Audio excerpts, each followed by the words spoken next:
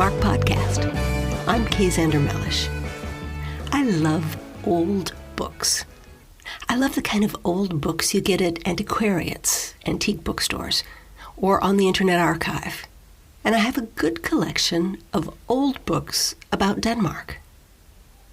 I like old travel guides, most of which are still pretty useful because Denmark doesn't tear a lot of things down the way they do in, say, Los Angeles or Hong Kong.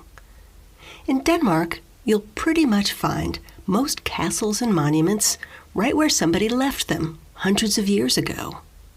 If you want to see a famous church or square or the Yellingstone, your Baedeker guidebook from 1895 will work just fine for you in most cases.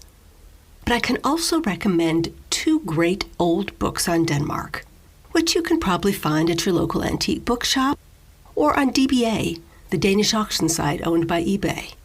I'll put links in the text on howtoliveInDenmark.com. One is called How to Be a Dane. It's from 1950 by a cartoonist called Bo Bojsen, who is Danish. The tone is lightly humorous, what the Danes like to call self-irony. Bo writes, How to Be a Dane. This book is designed to present a general picture of the average Dane, Mr. Middleman, a character who, in his own opinion, is well above the average in almost everything. As every Dane knows, Denmark is the center of the universe. Should anyone doubt this, let him stand in the middle of the town hall square in Copenhagen. Here, with his own eyes, he will be able to confirm that the world revolves around this square. The further from this spot anything lies, the more insignificant it appears. The many things beyond the horizon will therefore pass quite unnoticed. Again, this is Danish cartoonist Bo Bojsen writing in 1950. Bo goes on to write, As the smallest Danish child knows, the people of Denmark are educated beyond the wildest dreams of less enlightened people. This is inevitable in people born at the same latitude and longitude as Hans Christian Andersen, the sculptor Thorvaldsen, and Søren Kierkegaard. The works of Kierkegaard, Denmark's greatest philosopher, are to be found in every Danish home, with a possible exception of 98% of them. And Thorvaldsen's sculptures can be admired by foreigners in a special museum under quite favorable conditions. And the Danes are so considerate that they wouldn't dream of crowding the foreigners by visiting the place themselves.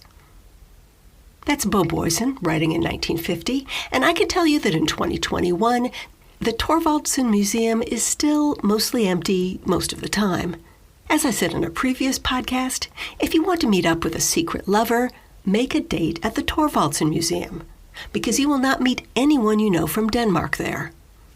Another old book about Denmark I can recommend is called Danish Delight. It was written by a woman who came to Denmark for love in the 1930s, right before the Second World War. Monica Redlich was from England, and she settled down on Christianshavn in Copenhagen with her husband Hugo. The book is about how she experiences Denmark as a newcomer and learns about Danish culture. Now, over the years, some of the details about Christianshavn and Copenhagen have changed. I mean, the sound of Copenhagen is no longer the sound of seagulls or the clanging bells on trams. But some of it is still familiar today. Monica struggles to learn Danish just like the rest of us. This is Monica writing. Danish, when one first sees it, looks like some nightmare wilderness, full of sharp-pointed rocks and stones and unexpected puddles. Its pages bristle with O's and U's and A's and unsayable sequences ending in J. Just to make things harder, there are occasional words which look exactly like English, but of course cannot be. And when one hears it spoken, one doubts one's sanity. But with time and the help of her husband, Monica does slowly learn Danish. And she realizes how much she has learned one day as she's coming home from shopping. This is Monica writing again. It struck me, suddenly, while coming back over the bridge, that I had bought several things without a dictionary. and that for several weeks now I have quite forgotten to take either a dictionary or a notebook of essential words with me when I went shopping. The shop people can still floor me easily if they are too amiable and talk a lot. But in the simple transactions that begin with, I will willingly have, jag vill gärna ha, they can't frighten me anymore. Kay here. I remember when I first started shopping in Denmark, I confused a kalkun, turkey, with a kanin, rabbit, and wondered why there was so much bunny meat in the supermarket. Anyway, if you know any other great older books about Denmark, let me know at howtoliveindenmark.com. Until then, you can always enjoy my books, How to Live in Denmark, How to Work in Denmark, Working with Danes, Tips for Americans, or Top 35 Mistakes Danes Make in English on Amazon, Saxo, Apple Books, Google Play, and Barnes & Noble Nook. That's the How to Live in Denmark podcast for this week. See you next time.